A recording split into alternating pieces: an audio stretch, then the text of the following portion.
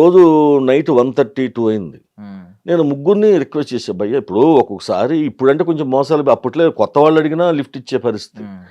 అన్న అక్కడ దాకా వస్తా అంటే నా టైర్ బాగాలేదని ఒకడు, హ్మ్.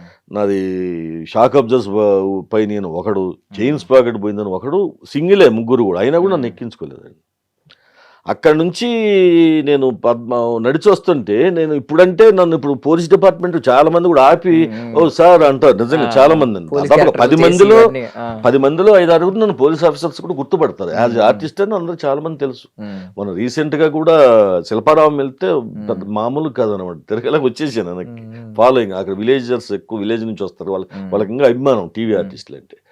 ఆ, అలా అప్పుడేంటి అనామకుడు, నేను ఎవరినైనా చెప్పలేను, కళ్ళండి నీళ్లు పెట్టుకుంటూ ఏడ్చుకుంటూ పద్మాలయ స్టూడియో నుంచి ఫిలిం నగర్ వచ్చి జూబ్లీ చెక్ పోస్ట్ మీదుగా దాదాపుగా 1.5 hours పట్టిందండి. కళ్ళల్లో నీళ్లు తిరిగాయి, ఎందుకంటే కారు ఉంది, 20 ఎకరాల పొలం అమ్ముకున్నాను, ఇంత జరిగి ఇప్పుడు కనీసం ఒక బైక్ లేదు, ఇంతమంది అంటే డబ్బు లేకపోతే ఇలా ఉంటుంది అనమాట మనిషి పరిస్థితి అనేసి, ఇండస్ట్రీలో కూడా ఇలాగే ఉంటుందని అనుకొని అప్పుడే డిసైడ్ అయ్యానండి.